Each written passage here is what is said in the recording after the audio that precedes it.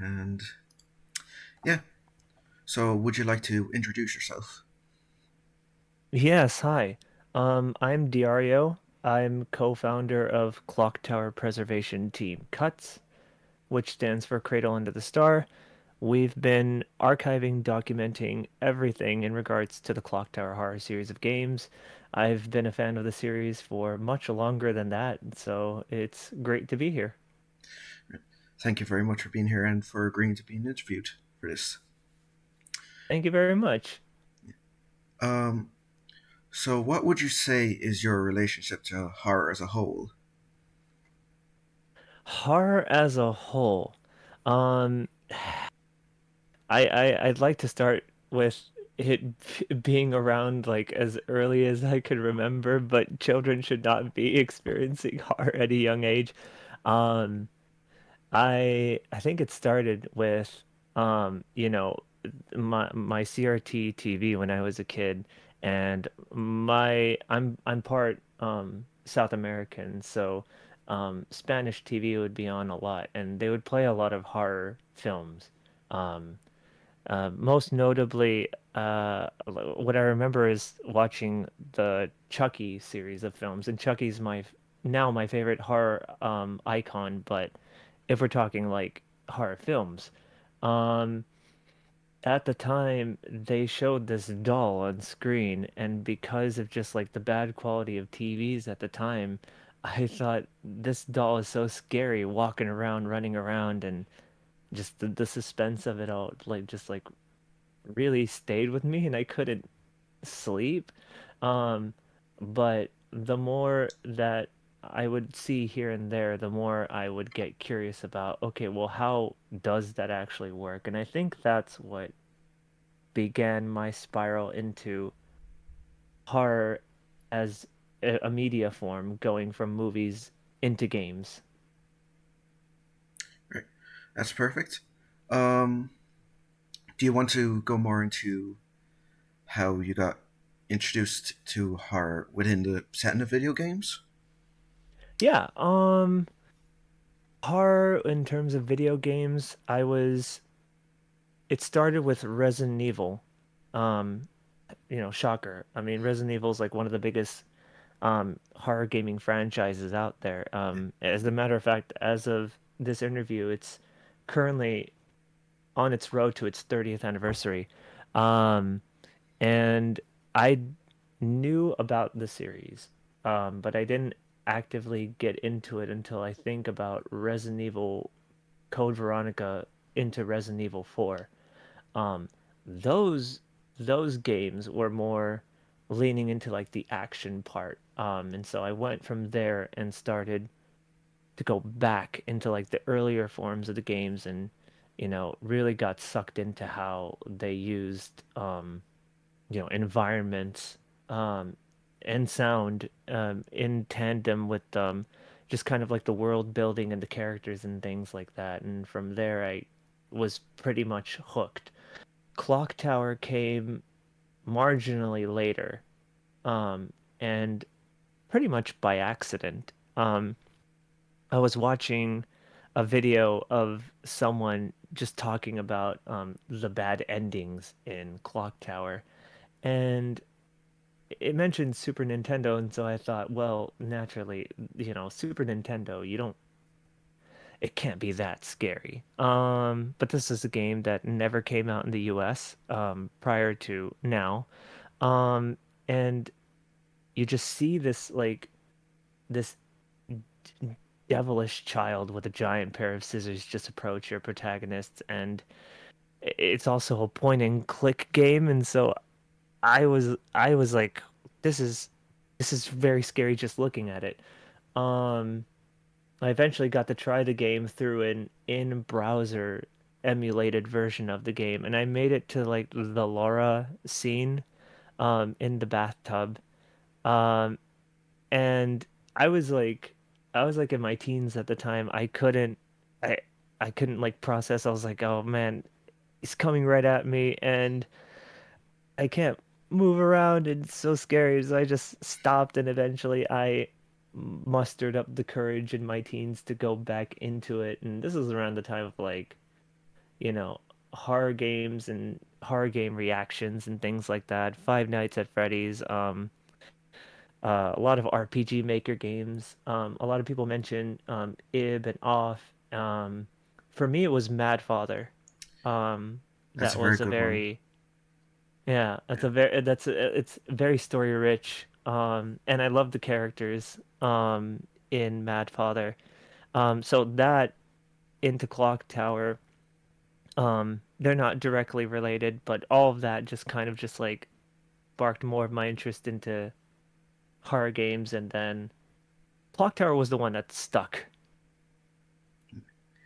yeah. Um, yeah. So, sorry for not talking more. I just don't want to interrupt you. It's just No, you're fine. your answers are very fascinating. Um, Oh, thank you. so moving on to more sound design, which is what this interview is about. Um, Mhm. what are your thoughts on the use of sound design within horror in kind of like broad strokes? Um, Um, I'll start by being blunt and saying jump scares alone don't make an enticing experience. mhm. You have the shock factor, but it can be cheap. And if you rely too much on that, then I don't think you have something that's very compelling. To me, I think of it as like, let's say French fries, you know. Um, it's how you cook your potato, it's how you season your potato, it's how you just kind of like form your meal instead of just like adding salt. I've had French fries that have just have added salt onto them, and I've wanted salt off of them just because I'm not a too much of a salt person.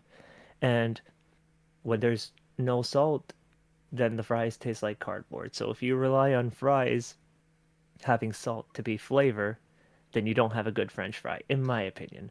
The same thing, I could kind of attach it to something like, sound design. Not only should you have like a world of characters and, like an environment to put them in, um, but how do you live in that world? How do you navigate that world? What are the sounds that naturally play as you're going about? These are the things um, that are important, and something that you just add because you think it's like guaranteed substance, you know, that that could be only like a temporary kind of like, you know, interest in what you're actively engaging in. But for me personally, I feel like more of that engagement for me comes from you know, just the little sounds that you hear that make you go, oh, like, what's that? And then, it ties into something else.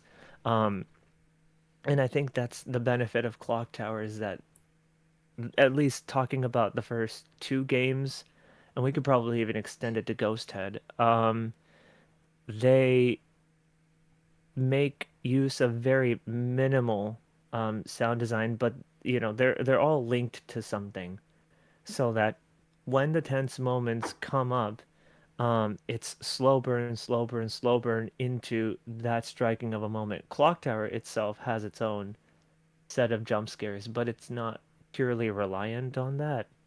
Um, it really tries to like ease you into the world that you're in, the environment that you're in. You're this lonely orphan. Your friends are gone. And all you're just left to do is to navigate. So where do you go? What do you interact with? What was that sound? Things like that. There's like a little string of things that just kind of lead into it, which I really gravitate to. Right. So, do you think that kind of in broad strokes that sound design is utilized well? Like, how do you think it's used? Is it underutilized? Do you think a lot of people kind of leave as an afterthought that it's not as important as something like the visuals or the stories or anything like that? There was a period I felt in where it was just jump scares, but I feel like recently we've taken much more priority in in sound design in order to be able to, bring these worlds to life. Um, I think if we're talking about like a AAA studio like Capcom, with the Resident Evil series, I think they've made a very good use of sound design, um, specifically put in place to just kind of evolve the worlds that they bring, and even on like an indie scope. I think that's kind of one of the avenues and where um gaming there tends to be a bit more creative, and especially in the horror scene, there's so many different genres, subgenres of like horror games in the indie scene that specifically use, sounds to just kind of further develop itself. I'm trying to think of some examples. I guess mm, there's too many. But you know, I say sound design that kind of works into gameplay is a very good example. If I can think of like, you know, Alien Isolation isn't indie, but it's a good example of like, the xenomorph and how it kind of hears the sounds around itself to kind of just adapt to how you navigate and things like that. Um, yeah, and even like, you know, Clock Tower itself, though it's relatively niche of a series, even so now has inspired like a ton of games in the indie sense. I think the most recent one that has been demoing right now is Midnight Special, uh, which has a very strong sense of atmosphere akin to Clock Tower, but also kind of has a bit more of its own identity in how um, it it's like layering and layering and layering of sounds um, in order to you know um, build its world. And other games like Tenebris Somnia and recently By Sweet Carol. Um, By Sweet Carol especially, with with its music, um, its arranged music, also helps kind of push its like Disney style, animation style and like horror influenced environments too. Yeah, I absolutely agree.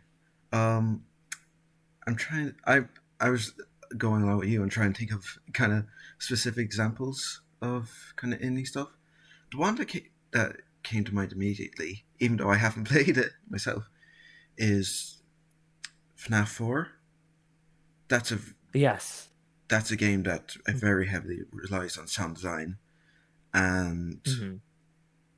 your ability to listen closely in order to Mm-hmm. um, do everything right. But I think that's also a game where like they make all the important sounds quiet. So when you turn up and you get scared, oh, it's a very big jump scare. So I'm very Mm-hmm. Mm-hmm. kind of iffy on that game with the sound Mm-hmm. design.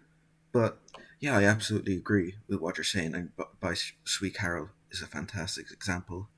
Um, I'm Oh, actually, beautiful game. oh, I love it. Beautiful game. Yeah, I mean, I'm friends with Sophie, you know, so As you know, I am know. I. She's on our team. Yeah, I'm hoping to get the sound designer for that game interviewed for this. Oh, nice. Yeah, so hopefully that should work out. Mm-hmm. Yeah. Um, do you think that sound design, like and its use in horror, is underappreciated by kind of the general populace who engage with horror?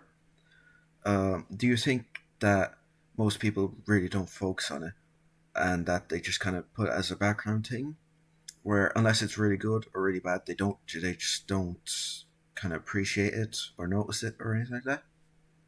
Mm, like I mentioned, there was a period in where I felt like it wasn't.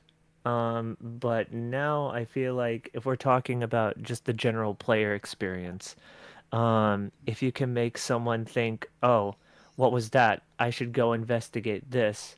Um, then I think that's an example of just like a good sense of like sound design for like building your world. If we're talking on the creative scope, I think the internet and our ability to just kind of take the time to research is a very powerful tool because we can use those tools kind of just like dissect sound design of previous games and use it as kind of like a jumping off point to create some of our more organic projects.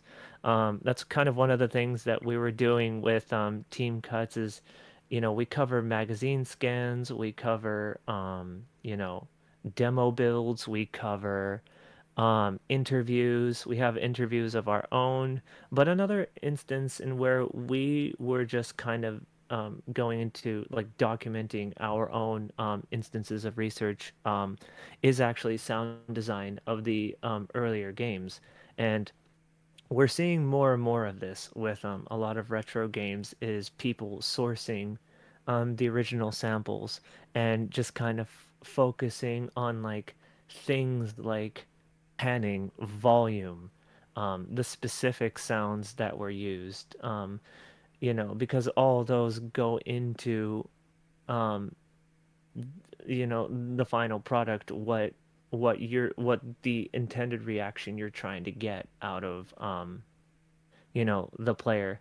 And I think more and more people are picking up on that. I think so. Yeah. Yeah, it's a thing where as long as I've been into horror, it felt like most people just kind of put as an aside, like if it stood out to them, kind of in a specific way, they talk about it. But more and more Hmm. recently, I've seen people kind of build a greater appreciation for it, for sound Hmm. design and how it's used, how it's utilized. Yeah, From like a fair amount of people would just kind of think like, oh, horror is just blood and guts. Like an outsider who's not a horror fan, even if you're just like a surface level horror fan, you're just like, oh, horror's got to have blood, horror's got to have guts, it's got to have that. I like the horror mushy stuff, and like that's good. Um, but like I think there's different kinds of like horror for everybody. And sound design does definitely play a part into that.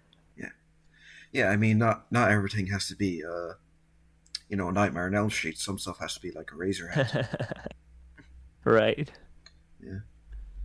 Um. Shout outs to Nightmare on Elm Street. I love that series though. Oh, gee, I do too. Um. Hmm. Yeah, I have a big Blu-ray box set of everything up to Wes Craven's New Nightmare, and Sick. I also got the new 4K to put out the first movie like a year or two ago.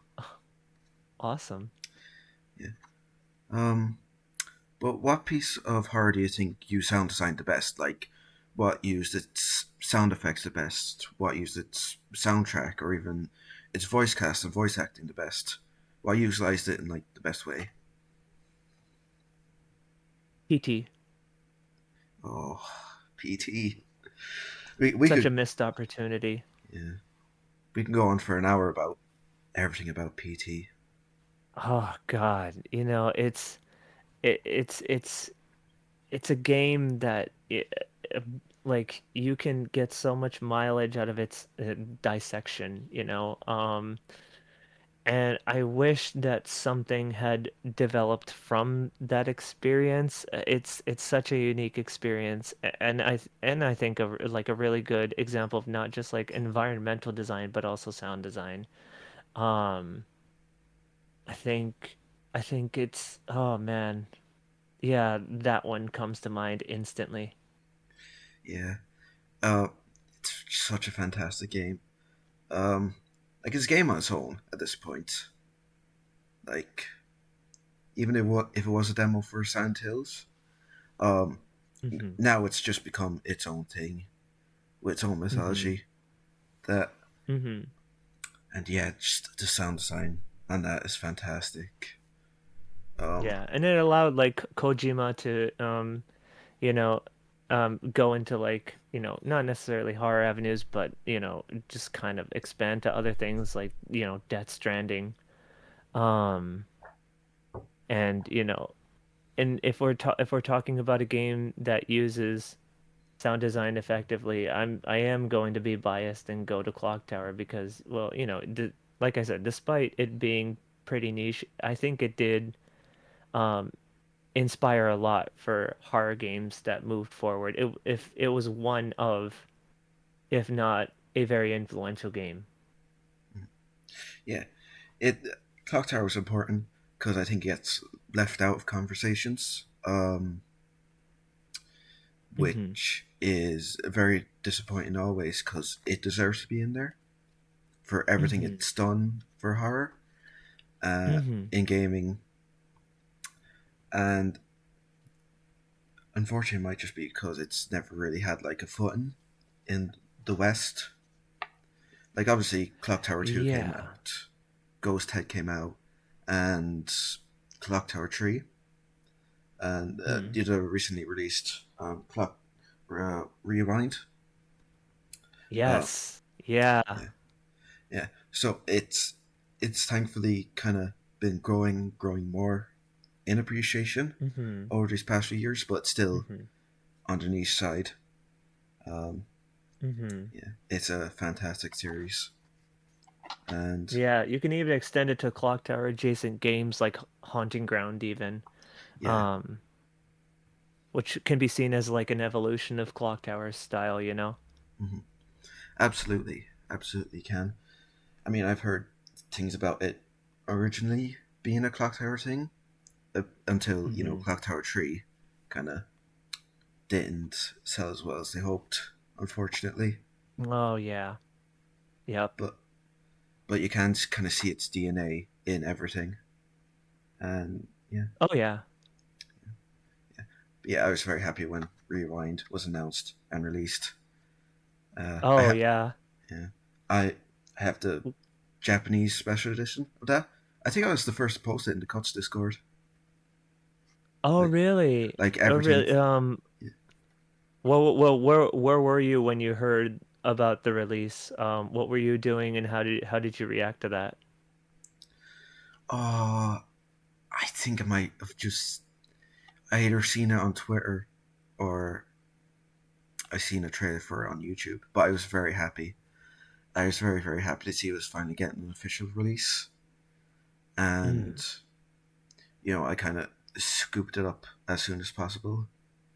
And it's Yeah, then right. yeah, and then when I heard, oh God, I'm forgetting her name at the moment. The Mary who sang a lot of Mary songs for Elizabeth McGlynn. yeah, when she was doing a song for the game, I was just kind of like, oh, well, I have to listen to that right away, and just like Oh the yeah. whole everyone's involvement with it, everything they added to it, even Teams Hmm. Cuts, your Yeah. um, giving up that demo to the developers, Right. Hmm. that was absolutely fantastic to see. Yeah, it was such a huge honor when we got to contribute the demo.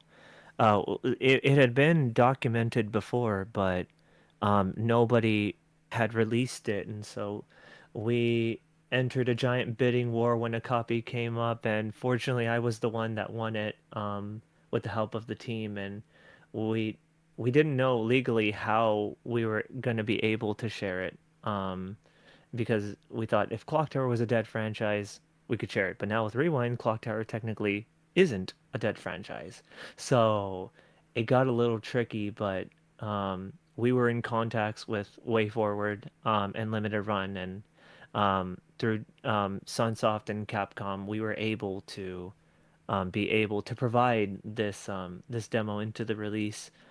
So it's available. It's a good form of preservation, and I was also a bit of a supplemental consultant to the project, not directly, but in small ways. Like if anyone asked, like, "Oh, how do you get to this part of the game?" Like a specific thing, what do they call this in Clock Tower 2? Because Clock Tower 2 is a direct continuation of Clock Tower 1, and you kind of want to make sure that like specific things that carried over from one game to another game um, were referred to in the same way so that it remained kind of consistent story-wise. Um, and I think especially from Rewind with Hifumi Kono's interview, um, that was kind of one of the driving forces in kind of searching more for like things like sound design and programming for Clock Tower because Kono had a vision. Um, and Kono was a big part of Clock Tower's existence, but I think a lot of people attribute credit to the creator and not so much the other people that helped. So, if we're talking sound design, it's specifically Hoji Nikura and Kaori Takazoe, and their use of the Roland sound canvas, and the Sound Ideas Series 6000 library, which made up a grand sum of Clock Tower's sounds, um, with the influence of Dario Argento's, worldview of the game, but also in the music, uh, a lot of the stuff sounds very prog rock goblin, which was very much the intention. And even if you compare Sharp Laughter, the theme song, to Rewind, it sounds very, very much like an expansion of that. I'm personally more partial to Emmy Evans' Fading Again, but I do like Sharp Laughter. I enjoy the song very much. I actually did a Super Famicom style cover in Clock Tower's um, sample sound font, which is available on our channel. That's one of the things that we did for a recent album project, just to see how well that song could translate into Clock Tower's sound. Yeah, I believe I've heard that cover before, and it's very good. It's very well done. You did a fantastic job on it. Thank you very much. You're welcome. And yeah, yeah, all the work on Rewind is just fantastic. I know I've said that before, but it deserves to be said. Hmm. Yeah. Yeah, yeah, all things have to go to Way Forward, Limited Run, Sunsoft, and Capcom. I mean, I still can't believe that that release exists. I hope that more comes out of it. A lot of people ask us to try and do something about it, and I often say, well, if we have the rights, then, but Sunsoft and Capcom, if you're listening, you know, hire us. The, you're too good for them. They can't afford you. お願いします。手Yeah, 伝ってください。yeah. Um, if I could bring up one personal example of a piece of art that uses sound design well, I'd I'd always my mind always goes straight towards, and it's a basic choice, but Silent Hill, especially two, Mm. three, and four. Uh, Another great horror franchise. yeah, some people would be kind of trepidatious of putting four in there, but I will. But Mhm. yeah, just the sound effects used, how I don't want to give all the credit to Kira Yamaoka, but Mhm. he he did so much of it. I kind of have to Mhm. give a lot of credit to him, but Mhm. the way in which he constructed sound effects and the soundtracks, how he so often created such inhuman noises. Yeah. Very raw, very mechanical, in Yeah, instances too. yeah. Especially in that first game, Silent Hill 1, the soundtrack Mhm. is so metallic. It sounds like an audio adaptation of like Tetsuo the Iron Man, almost. Um, Mhm. and just the way in which it uses it, like There's a specific example I wanted to bring up. In the apartments in Silent Hill 2, Mm, there yeah. you'll probably know what I'm talking about. There's a Mhm. room that has a, I forget what the exact chance is, if it's like 50, 25, 10%. But when you walk into the room, you just hear these whispers, Mhm. kind of going on, and you're almost like, oh, am I imagining that? Is that something that's actually happening, or is that just kind of my mind messing with me? And Right. since it's such a rare occurrence, it's, Mm. if you go out and enter again, you'll think you have gone crazy, and that it hasn't, and that isn't actually a Right, thing. because it's just such a random chance kind of thing, you know? That's a good example of sound design there too. Yeah, and I think it's just that series did that so much and to such a good degree Mhm. Mhm. that, and even to extend to Silent Hill F and Silent Hill 2 remake, they've Oh carried on yeah. that torch, and it's Mhm. been fantastic.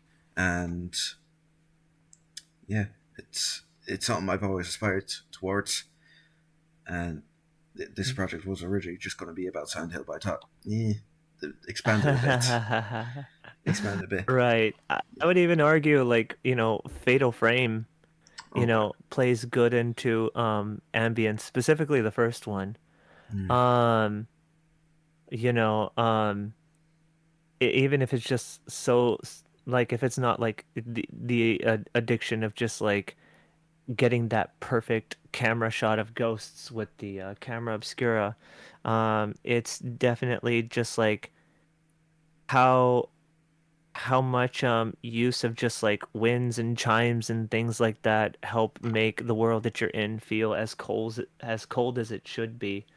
Um, you know, depending on like what project you're making, if you want to be just like totally void of sound or add minimal sound, it's definitely something that you have to be careful and play with. Um, I have to be honest, I still have not played Silent Hill F. But I really am looking forward to that from just the snippets that I've seen. I went to the Anime Expo panel. I I I met Akira Yamaoka actually there too. Um and like little things like just the promotion surrounding that. You can see how much they were really careful into not just like music but also sound, and so I really want to it really like encourages like you to like dig deeper, and I really want to. Yeah, yeah, I'd highly recommend that. That's probably my favorite horror game from last year. It was absolutely fantastic. And um, Fatal Frame, or Project Zero over here, Hmm. that's fantastic. Shout as well. Mm. Those games are just fantastic. I love the first three, but Hmm. yeah, Two, I think, is getting a remake. yeah, two is getting a remake. I think coming out this year or next year, and I'm very happy about that. Mm-hmm. But yeah, is there any particular use of sound design that stands out? Like it could be just a singular sound effect or a singular music track in a piece of media that really stands out to you as like a moment of like, oh, this brought it up like 10 million%. If we're talking about Clock Tower, When it's aren't we? the moment it's the moment Scissorman makes an appearance. And I say Scissorman now, I know his name is Bobby. Um, but the game doesn't reveal that to you until the end. Even the original manuals um don't reveal that to you. It's only revealed like in the ports because like an official like publication of the ports, they kind of they kind of assume that you already know the story and you just want to experience it again. So they have no shame in calling him Bobby, but retroactively they call him Scissor Man now. But in original like guidebooks and manuals, he's not even really referred to as Scissor Man. He's just referred to as Monster until like the very end. In where, that's the reveal that like, oh, this is the son of your caretaker who has just adopted you. But if we're talking about that first appearance, whether it's crashing through the ceiling, jumping out of you from a pool, or coming out of a bathtub, specifically, I think of that that what I now know is a guitar pick scrape, specifically taken from the Roland Sound Canvas 55 or 88. I think it's in either one of them, if not both.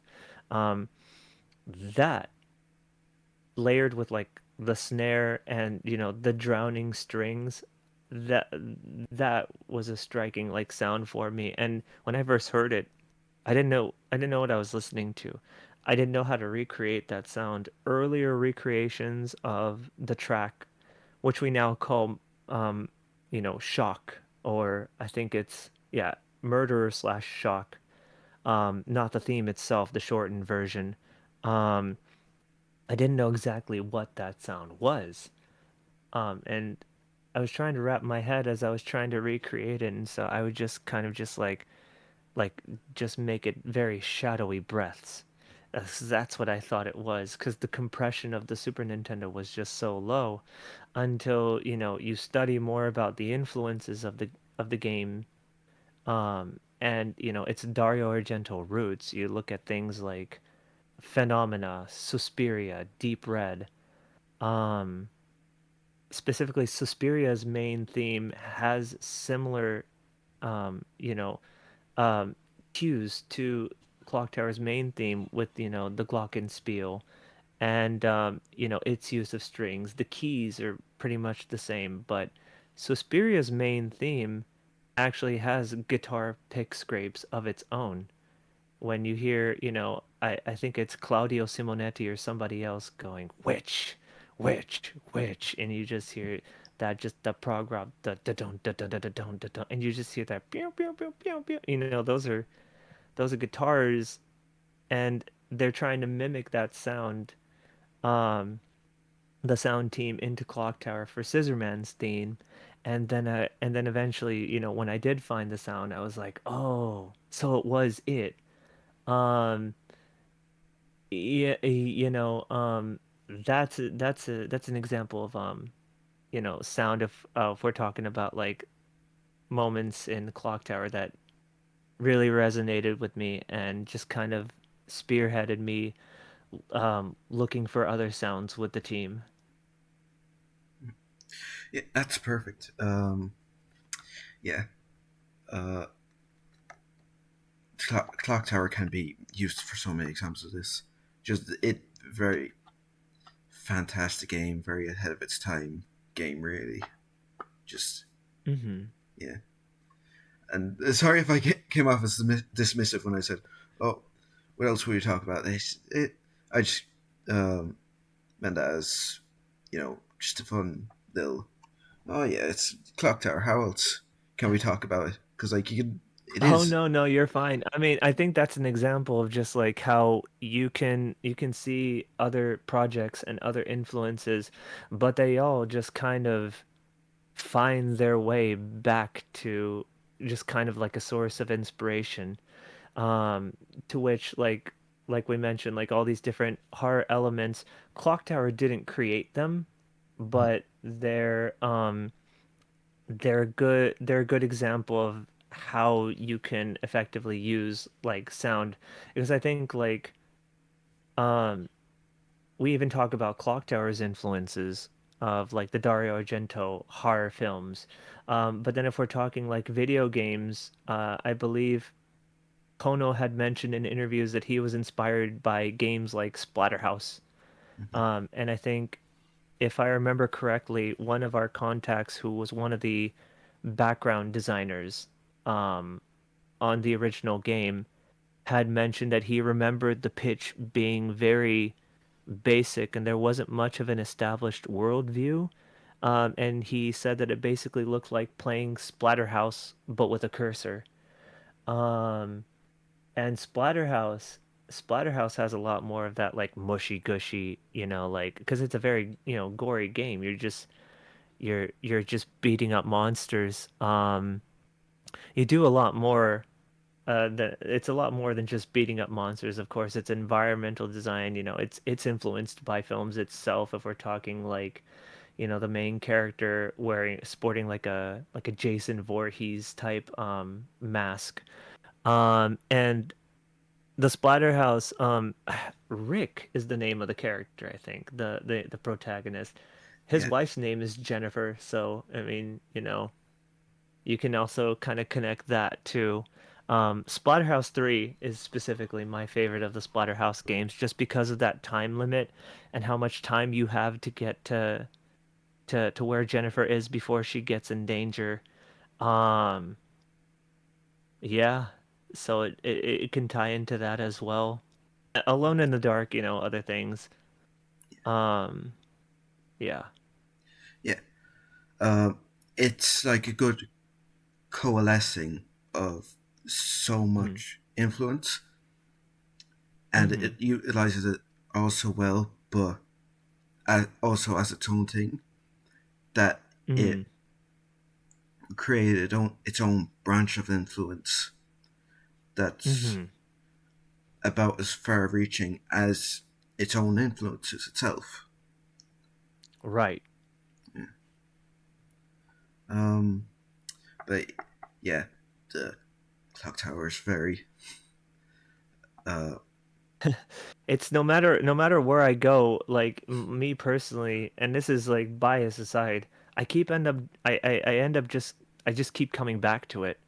Like that game, not only are we talking constructively, but if we're even talking like just as an experience itself, you don't even really need to play any of the other games. They're nice supplemental resources, but you can just enjoy the game itself as its own like standalone experience.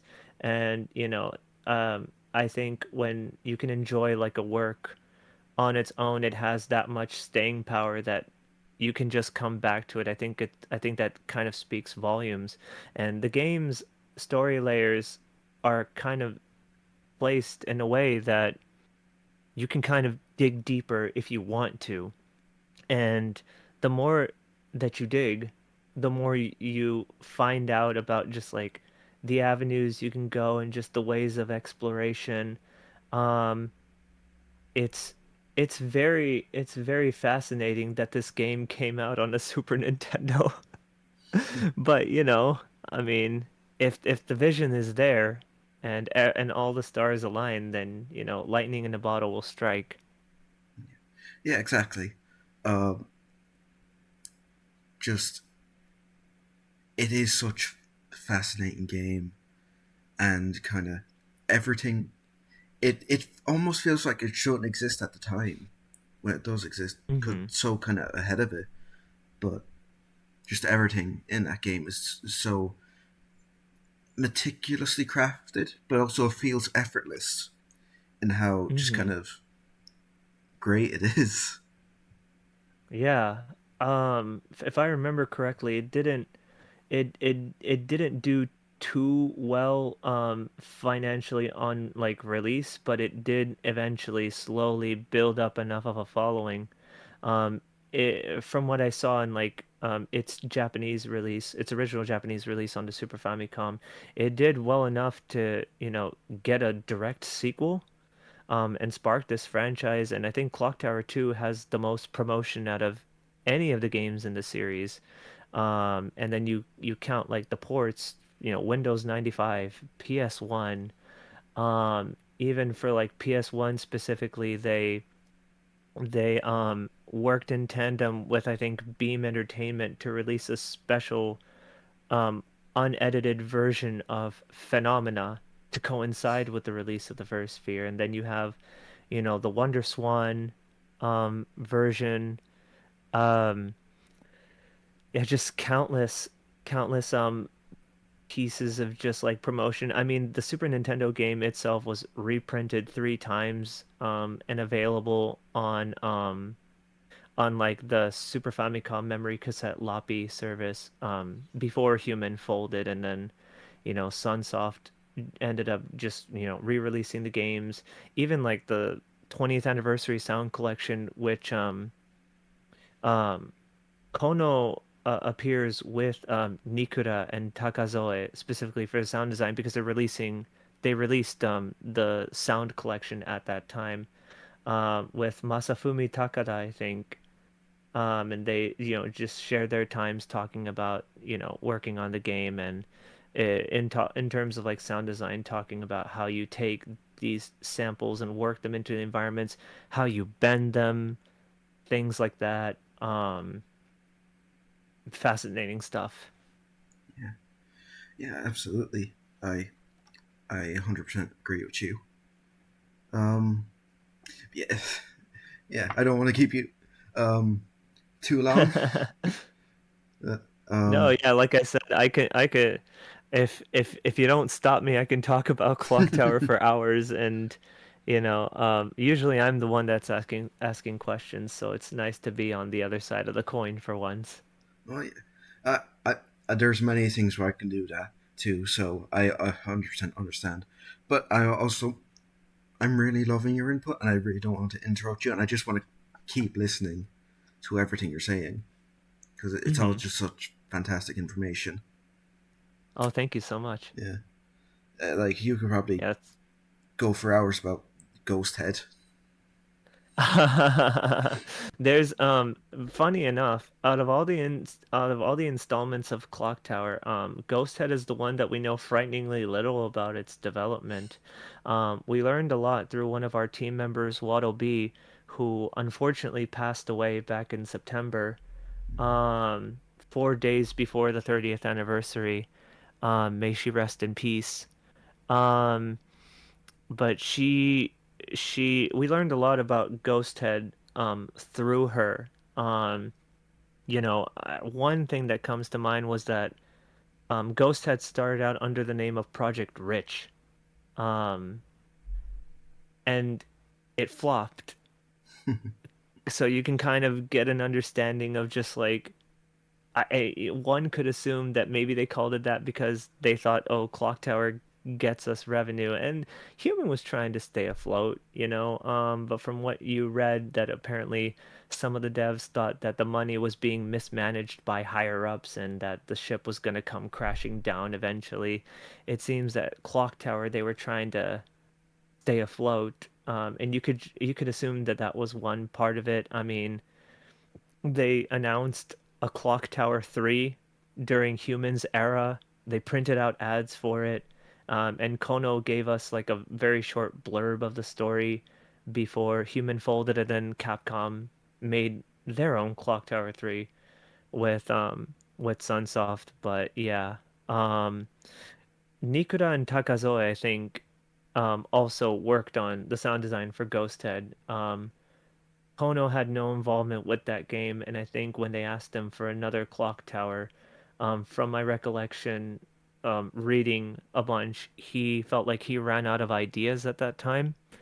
Um, so yeah, very interesting, just series of events and developments that go behind the scenes. That was one of the driving forces for Team Cuts. Was that there was a lot of misinformation surrounding the series, and that's one of the reasons why we decided to form Team Cuts back in 2021. And right now we're going strong. I believe, well, one of my friends, Tango Mushi, a popular YouTuber, very amazing video essays Yeah, I've that met I them have before a in real life. They're at con. really. Yeah, they were at con. I was at. We had a very long conversation. They're super lovely. Oh, cool. Yeah, Tango's great. Tango had said I think at one point that um we have a biblical knowledge of the Clock Tower series, so I think that kind of information, and you can extend it to any kind of video game, that you're passionate about, like kind of the inner workings of what make video games tick. There's a community out there that wants to know more, that wants to understand more, and hopefully that can influence somebody out there to take those elements and create something unique for them, It's impossible to be original, but you can be unique, and it's okay to take influence, learn from what's around you, study what's great, and just become greater. Yeah, exactly. I 100% agree with that. And going back to Ghost Head quickly, yeah, it's fascinating how little there is about it. Hmm. Like it is just kind of all we have is just kind of obviously it said um, Waddle Dee there, the information they got, the fact that it was um, like little bits and bobs of who directed it and everything, that it got Hmm. released outside Japan, which is very surprising to me. And Under Clock Tower 2, The Struggle Within. indeed, and uh, yeah, I don't even know how much kind of external stuff was released for it. Like I know there was like a tote bag kind of thing. I've seen a picture of that. yes, I have that. I have that tote bag. Uh, Um, yeah, there was a tote bag. If we're talking about Tokyo Game Show 1998, um, there was a mouse pad, a very rare mouse pad that you could get for the game. And I luckily have that mouse pad now, through one of my fellow collector friends. We arranged a trade. They had two copies. I was able to have one.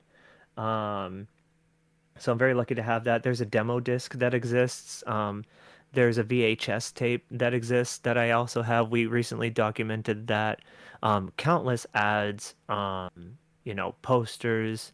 I think if you, I read somewhere in a magazine, and this is information that I didn't make public yet. It's minor information, but I don't mind it being out there. If you think of Clock Tower, and for Western releases of Clock Tower 2, releases Clock Tower, they mention you can play the game with an ASCII grip, which is just like a one-handed, just kind of controller. Um, there was a magazine that mentioned that the Nyko trackball, which is this big old, just like it's like it looks like a mini desk with like a little navigation mouse style ball in it.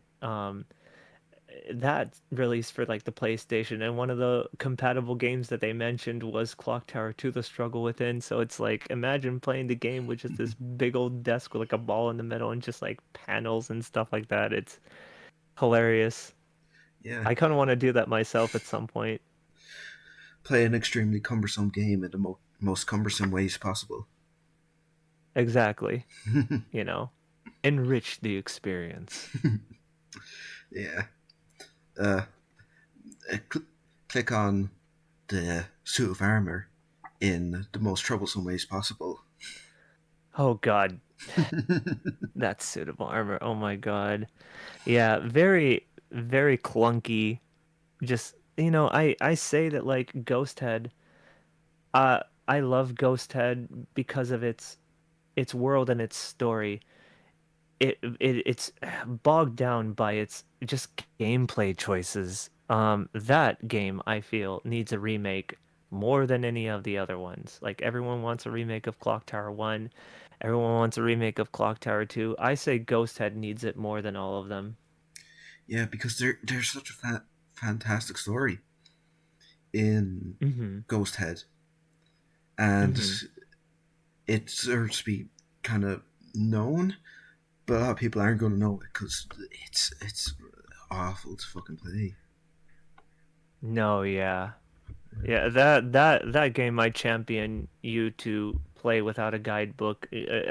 There's no shame in using a guidebook for Ghost Head. Mm-hmm.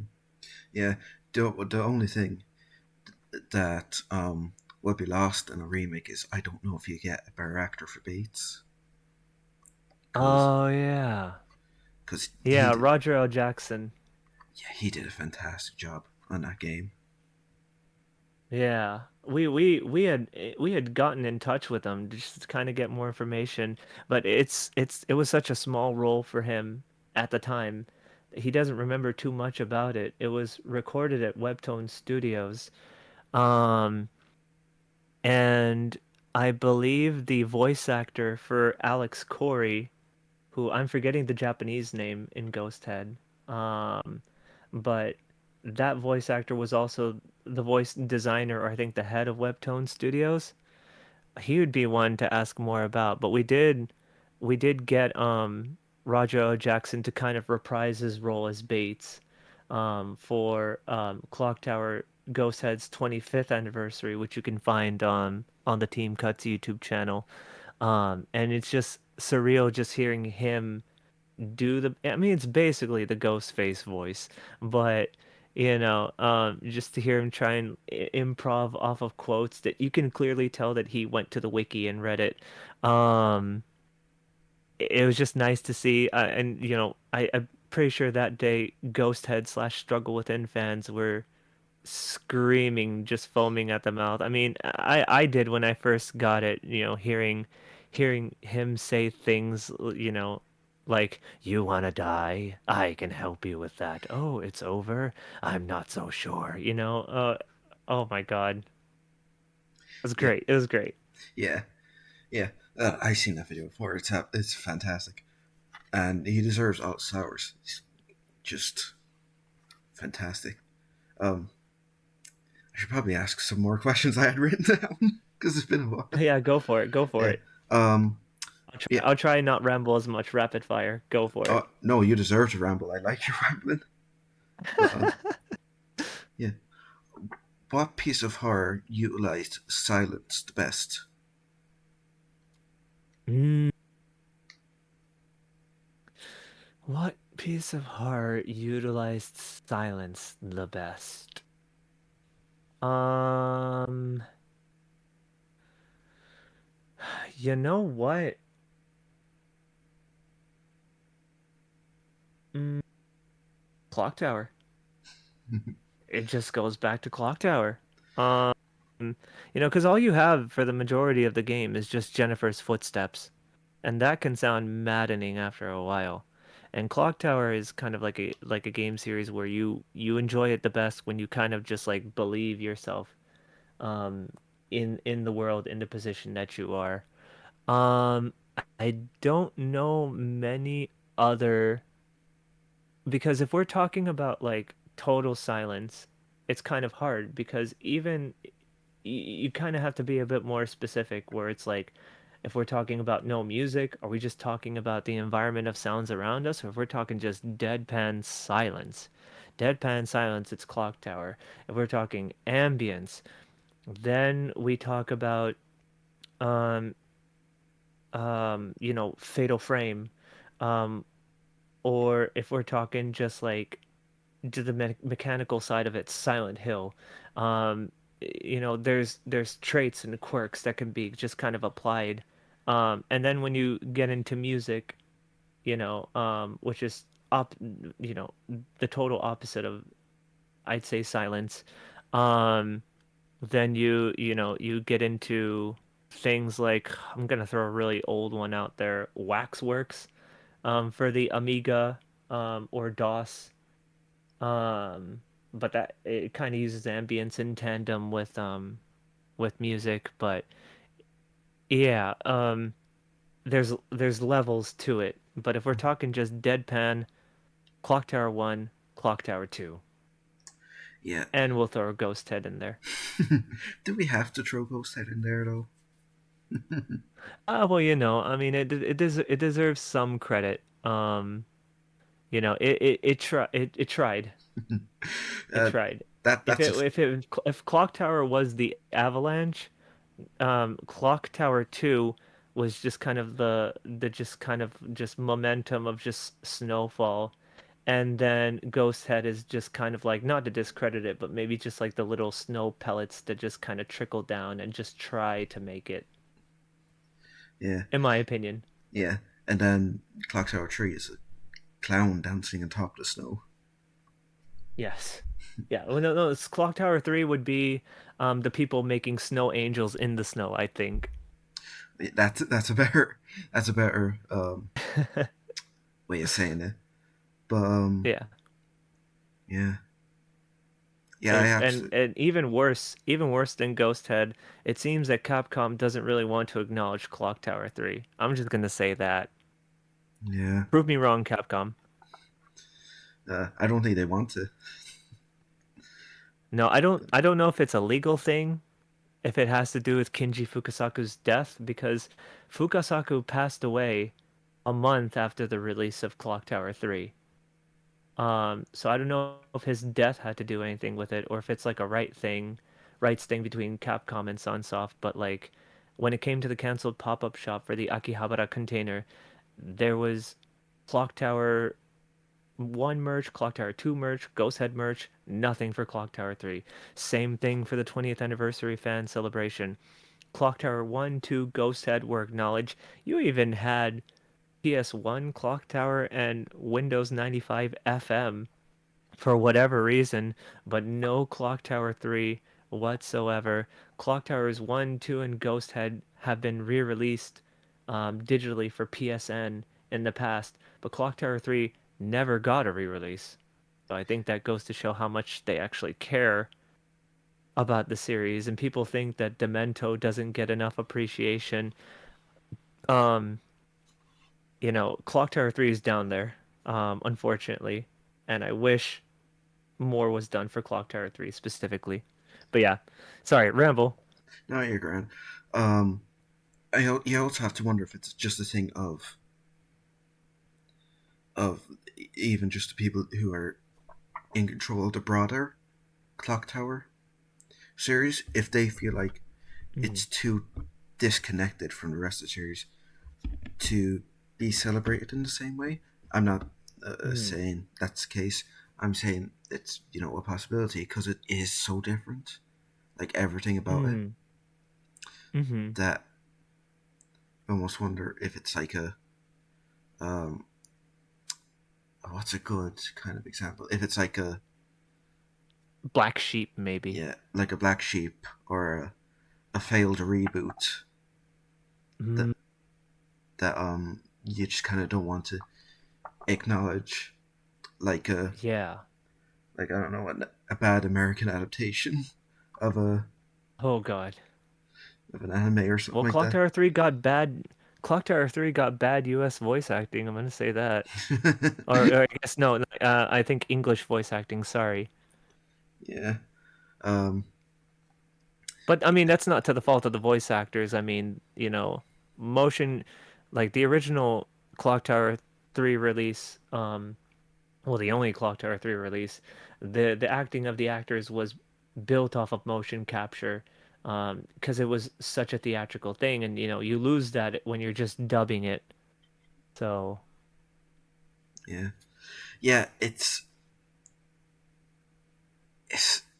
the motion capture must have been um, terribly hard to kind of voice over because of how sort of erratic it is, and it's probably hard to get into the headspace of doing that when you actually haven't done it, everything like that. So my thoughts can only be with them, but yeah.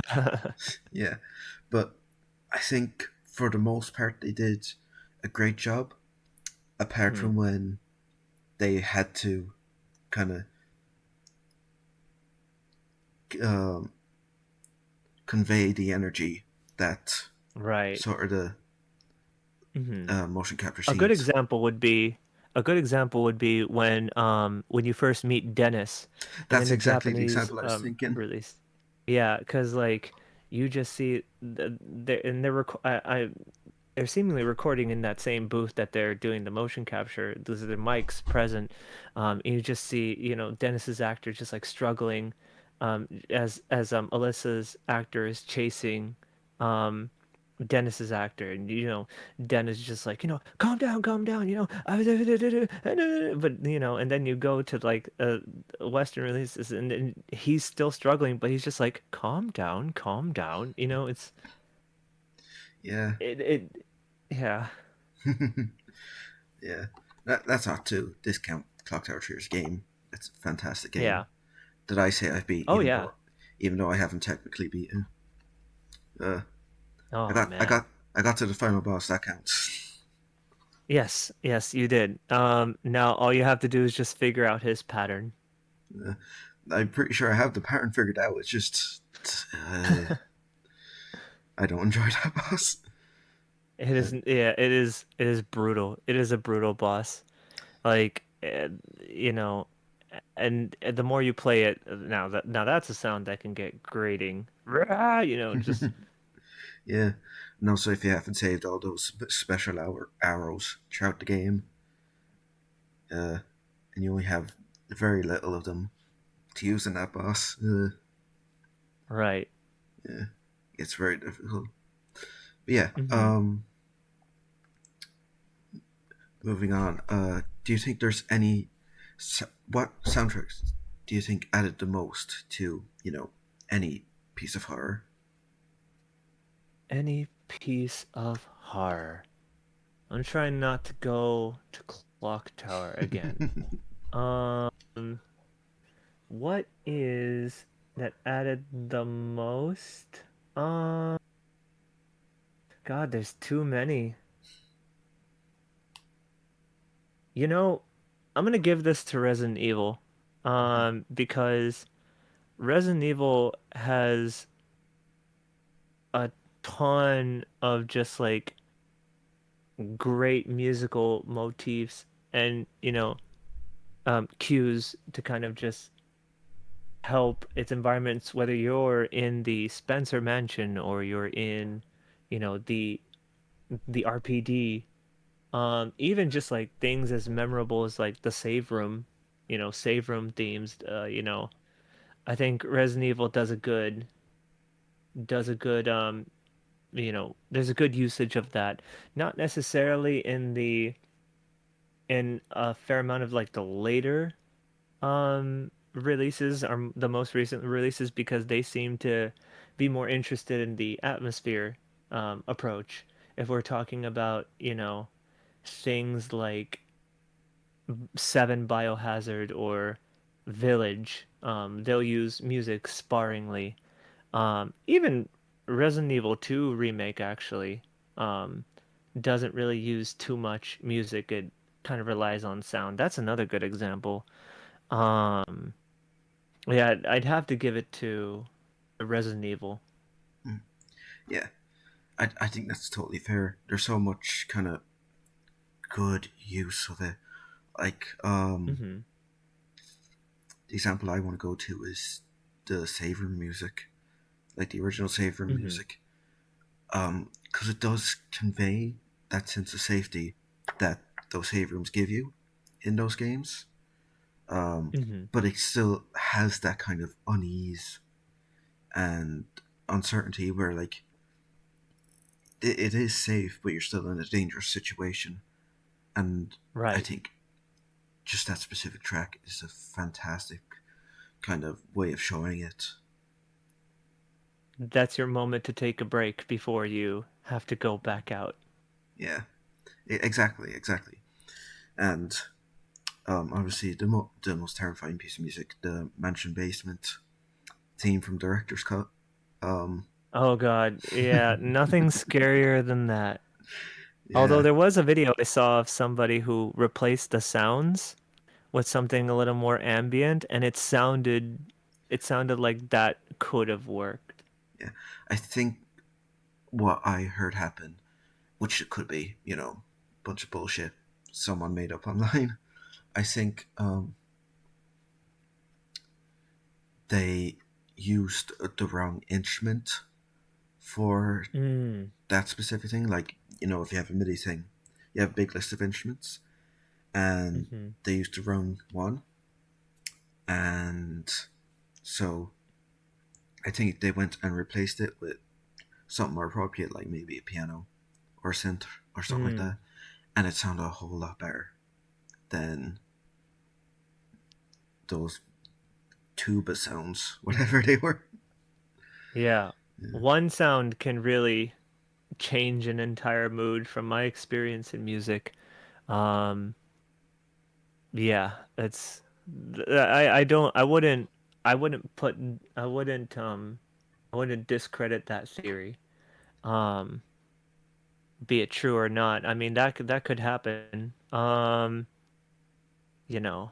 Um, Clock Tower actually has an instance in where we recently tracked the glockenspiel that's used for the main bell motif. And it turns out that the original glockenspiel, because we tried to properly associate it with the SC-55, the Roland sound, and it lines up, but not exactly, which leads us to believe that the original sample that you hear in the Super Nintendo, that glockenspiel bell sample, is actually corrupted. And I guess there, you know, Super Nintendo games expensive, there's not enough time to fix that, so yeah, it's just kind of left as it is. But that sound is a very unique sound. If it's even slightly, if a sound is slightly off, people are gonna notice, and it could take them out of the experience, you yeah, know? yeah, exactly. It's something where there was an error or there was a corruption, but the way in which it happened added to it Mm-hmm. and kind of created um made it stronger than it would be if it was you Mm-hmm. know It can add a little more identity to something that you wouldn't have known otherwise, Some, accidents, sometimes the best ideas can come from accidents. Um, yeah, it's crazy. yeah, it's kind of like that story about the Dire Straits song "Money for Nothing." Yes. Yeah, there's a famous story surrounding that about how they got the guitar sound where Mm, uh, I'm forgetting it at the moment the specifics of it, but the whole kind of thing was birthed from an error or a mistake for mm. like somebody you know punching the recording soundboard, and that's how I got the specific sound that ended up in the song. And it's nobody knows how to like truly recreate it because it uh, was like a complete accident. But it's created such a iconic tone that it's like a perfect mistake. hmm. Yeah, it's crazy, and who could predict? Yeah, yeah, you can't really predict it, and that's what makes it perfect. Yeah. Yeah. Hmm. Um, yeah. What are some things that you believe are underutilized in kind of sound design, or like a specific kind of atmosphere or a specific way to use like sound effects or Mm, silence or anything like that? What do you think is underutilized? mm. It's a little tough to answer that because I think you've seen so many people, so many different developers experiment in many ways that there's a little bit of something for everybody. There's experimentation in multiple avenues. Where I feel that I, it's tough because it ultimately depends on if the story that you're telling and if the world that you're building is something I want to engage with. Um, all these little pieces have to fall in place. Um, like if we're talking about sound, um, I feel like you it's quality is better than quantity. Um, Only using sparse sounds in specific instances for specific things, those are things that I think will, would be more. of something that I gravitate to personally than if you just throw 18 different sounds in one place and you could still communicate what you're trying to do with just like a selection. Like I'm trying to think of an example where where this has happened. Um, Nothing's coming to mind. If it does, I'll come back to it, but that's just something that I think about in terms of like if I'm working on something like sound and I haven't worked on a horror game yet. Um those are things that I want to think about. If the sound works for this particular thing, this particular scene, no, then maybe I'll have it on a back burner for something else. But I don't want to throw too much at the wall. And in terms of like horror, um, typically less is more. Um, so and you benefit from like things like just making it a guessing game, and sound can play a part in that too. And so that would be my answer, yeah. Okay. Um, yeah, I totally agree. I think so many people try to go, big, 6 million screaming sounds, everything like that. That like kind of the use of minimalism and like silence and everything can be kind of underused, and it's kind of like sometimes to get a bigger reaction, you have to strip back more. And I think that's a lesson that more kind of anything can really learn from. Hmm.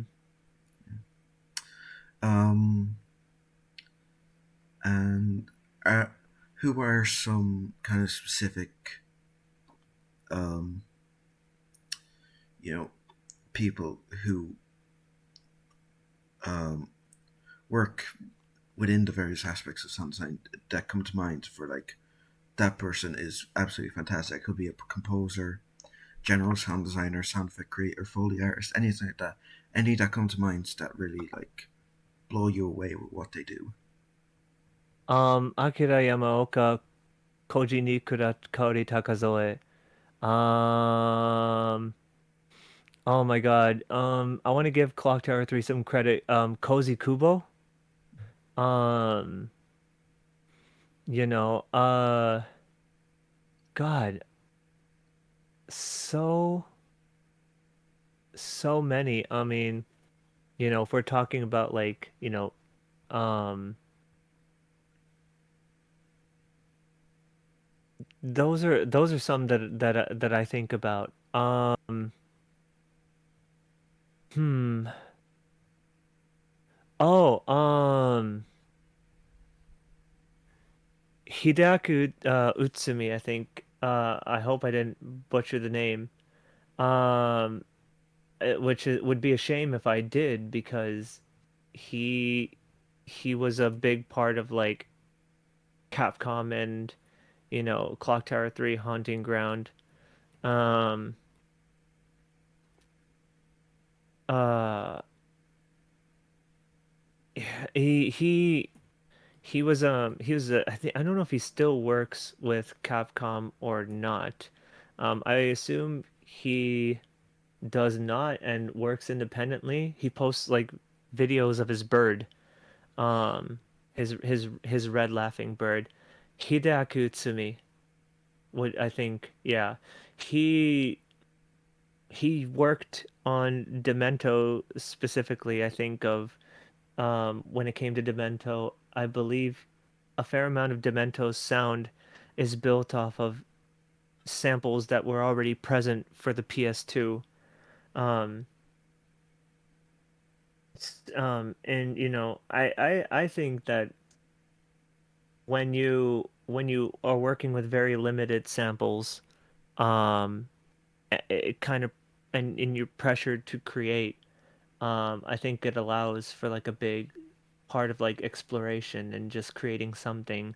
Um, I think of the same thing, and where I first when I got my first DAW, all you had were these samples, these very low quality, just bad samples. You couldn't really do much with, but like the more that you experimented with them and see what you could do with them, add things like a reverb, like a fade, like a pitch bend, um and just kind of like exploring and just getting like more unique sounds. Demento Haunting Ground has pretty unique sounds to just kind of display its environments. Um, I'm thinking of it's not a mandrake root, um, unless it is that segment where you grab the crying plant and the plant is crying the entire time and you're trying not to get found by Daniela until you give the plant to the hand that eats it. That cry is just so unique. Um, you don't hear many areas in Demento like that, so it kind of just like further builds this like otherworldly nature of the Barrow, not the Barrows, Clock Tower. See, it comes back to Clock Tower. The Belly Castle. Um, and as the deeper that you go into the castle, and you just discover more and more and more, you know, it's hard to believe that those ambient of sounds come from something as simple as a like a PS2 sample library, just like your bass sample library. You would assume that there would be more more intricate sounds, and I don't even know how big the library is at a base. I probably should have researched that before coming on to this interview, but I think there's intelligence in how to display sounds and how to use sounds and how to work with sounds is definitely an art form. Um, and it's hard to fight that notion. Yeah. Uh, yeah, I completely agree. Um, I was gonna add some more myself that I thought would should be appreciated more, but I'm forgetting names right now, and it's driving me mad. And also about the bass samples, we can always hop on another call and do some more interviews, which I was thinking of bringing up, just in case I come up with any more questions that I thought would be appropriate to ask. If that'd be all right with you. Sure. Um, but yeah, uh, if there's one more I could bring up, it would be Forbidden Siren 1 and 2. Mm, Um, yes. I really love the sound design in those games, and I think Hmm. they're supremely underappreciated games. But um, Yeah. sound design names, they're a step on my mind at the moment, and I can't think of them. It's driving me mad. Ugh. But yeah, just everything about those games and the soundtracks. Hmm. Um, Have the soundtracks for Siren? They probably have Forbidden Siren, but have they ever gotten any official releases? I would like to assume so. yeah, Forbidden Siren 1 and 2, they have CD soundtracks released at the time, and I believe Ah. they're both on Spotify now as well. Oh, I know what I'm listening to these next couple of months as I move into my new residence. Yeah, I'll send you on the link because I probably have them in my library. Know what I mean? Yeah, please do. Um, but yeah, I think that's all the questions I wanted to ask at the moment. Um, Okay. but if there's any more in the future, I'll contact you and let you know. Um, I won't just hop on a call to ask one question. and Gotcha. but yeah, this has been absolutely fascinating, and I cannot thank you enough for this. Um, are there any final thoughts or closing thoughts that you'd want to give, or? Um, Thank you for allowing me to come on and, just talk to you and, hear about, your perspective as well as valuable as mine is. That's why communities like these are so valuable, is that, we're a community of people that, we these experiences that we have with the games that we're passionate about stay with us enough that we want to engage, that we want to talk, that we want to dissect, and that we remain fascinated about. And so any any part of that is, tertiary to, how like that notion is something that I definitely want to be a part of. And um Clock Tower, play more Clock Tower, share Clock Tower, enjoy Clock Tower. I'm not a human entertainment developer. But I myself have spent countless years researching, documenting, archiving anything on this series, and have found a fair amount of things that nobody has really known about. So, if we're talking horror, I enjoy talking about horror, in media. If it's Clock Tower, you name it, chances are I can probably answer it. But it is an honor to be here, and it is an honor to be able to just, share these experiences and talk about your experiences with you. So thank you very much. It's a big honor. You're very welcome. Thank you for being a part of this Clock Tower interview that also talked about sound design. Um, Yeah. yeah, I'm just joking, but just again, I cannot thank you enough for all your input. This has been invaluable to me, and just all the information you gave today, um, is perfect. Just thank you very much, and I hope you have a fantastic day, week, month, year, and the rest of your life. You too. Thank you very much. And remember, fear is fascinating. I'll just throw that in. Right. But Tagline from Clock Tower 2. yeah, thank you very much again, and goodbye. Thank you. Have a good one. Bye You too. bye. Bye. Bye. Bye.